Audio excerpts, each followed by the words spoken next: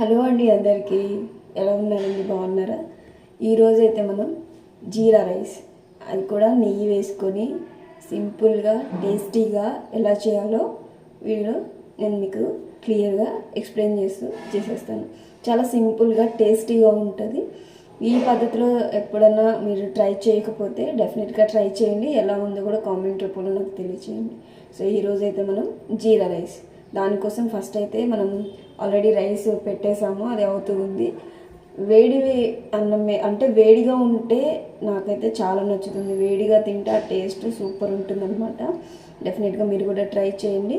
So rice ఉడికేలోపు మనం దాంట్లోకి ఏమేమి ఇంగ్రీడియంట్స్ కావాలి, ఏం వేసుకోవాలన్నీ చేసి ప్రిపేర్ చేసేసుకుందాం. ఓకేనా? సో బాండీ అయితే పెట్టుకున్నాం. దీన్ని మనం కంప్లీట్గా నూనెతో కూడా చేసుకోవచ్చు, ఆయిల్తో.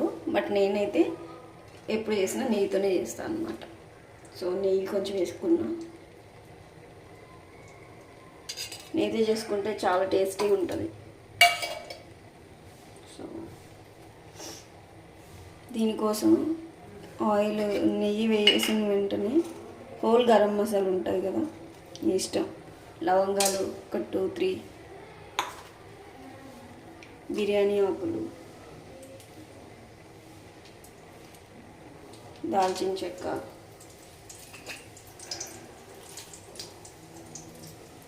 మిరియాలు,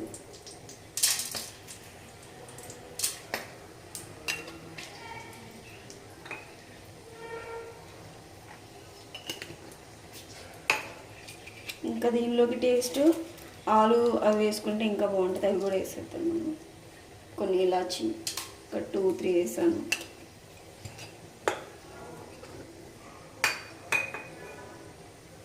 ఎప్పుడు చేసినా మనం ఎన్నిసార్లు తిన్నా కానీ తినాలనిపించేస్తుంది అనమాట, అంత బాగుంటుంది. పసుపు వేసిన తర్వాత మనం ముందుగా కట్ చేసి పెట్టుకున్న ఆనియన్స్,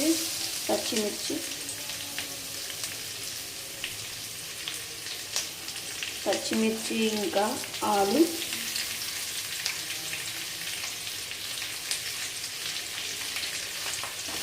ఇవి నెయ్యిలో వేగుతాయి కదా, చాలా టేస్ట్ ఉంటుంది అన్నమాట. ఇవన్నీ వేసిన తర్వాత కరివేపాకు కూడా వేసుకున్నాం.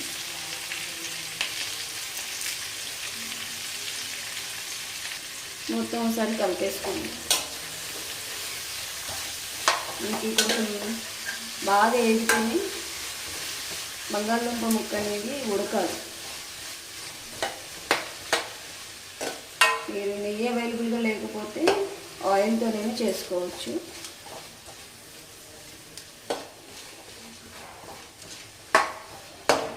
కొంచెం మనకి బాగా ఆలు కొంచెం మగ్గిందనుకోండి, ఇంకా రిమైనింగ్ ఇంగ్రీడియంట్స్ వేసేసుకోవడం. సో ఇది టైం పడుతుంది. మీడియం ఫ్లేమ్లో పెట్టుకొని వేయించుకుంటూ ఉంటే సరిపోతుంది. జీడిపప్పు కూడా కొన్ని వేసుకొని సరి కలిపే.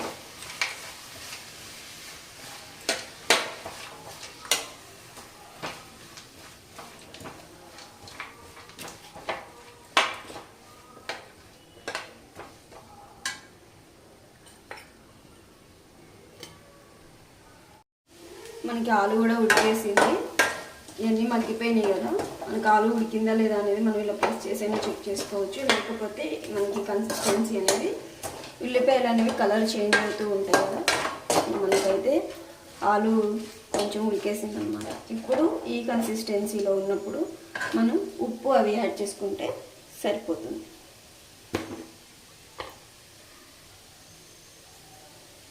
కొంచెం ఉప్పు వేస్తున్నాం.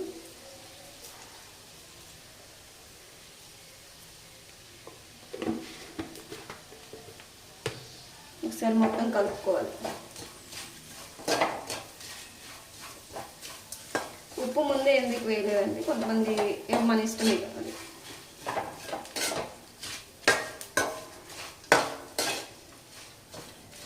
ఇలా ఉప్పు వేసిన తర్వాత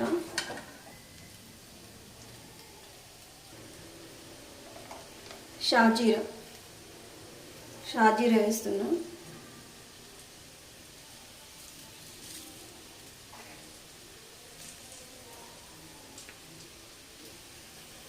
జీలకర్ర కూడా కొంచెం వేస్తున్నాం. ఇప్పుడు మొత్తం ఒకసారి కలిపేసుకున్నాం.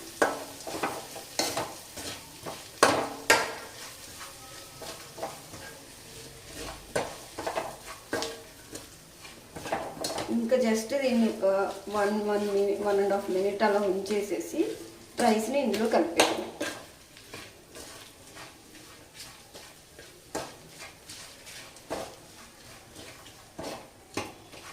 చాలా కమ్మగా ఉంటుంది. వేడివేడిగా మనం ఎంత తినేస్తామో తెలియదు అనమాట, అంత టేస్టీగా ఉంటుంది. డెఫినెట్గా ట్రై చేయని వాళ్ళు ఎవరైనా ఉంటే కనుక ఒక 2 మినిట్స్ దీన్ని తీసి పక్క పెట్టుకొని రైస్ యాడ్ చేసేసుకుందాం. మనకి వేడివేడిగా రైస్ కూడా ఇందులో యాడ్ చేసుకున్నామంటే చాలా చాలా టేస్టీగా ఉంటుంది.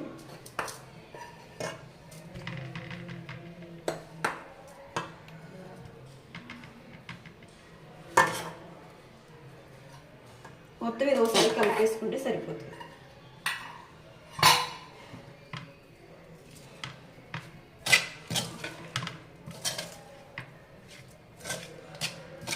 కంప్లీట్గా నెయ్యితోనే చేశాను కదా.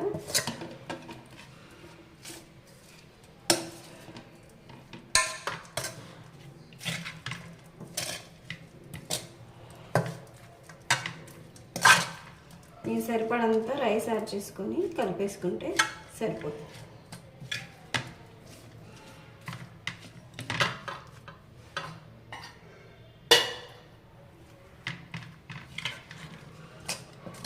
చూసారు కదా ఎంత సింపుల్గా, హెవీ ఇంగ్రీడియంట్స్ లేకుండా ఎంతో కిగ్గా అయిపోయిందో. సో ఇంకా దీన్ని మనం తినేయడం ఆలస్యం.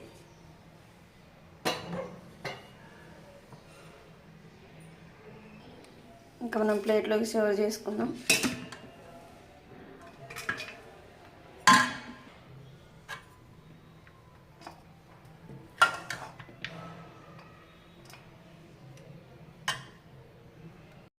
మనకి వేడివేడిగా జీరా రైస్ అయితే రెడీ అయిపోయింది. సో దీన్ని ఇప్పుడు మనం టేస్ట్ చేసి ఎలా ఉందో కూడా చెప్తాం.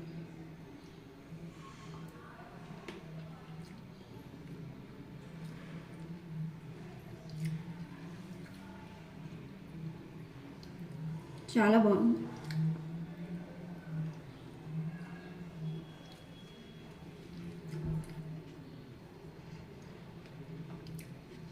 నాకు ఇది ఇలా వేడిపోయిన తింటామే నచ్చుతుంది. కొంతమంది చల్లగా అయిపోయిన తర్వాత తింటారు.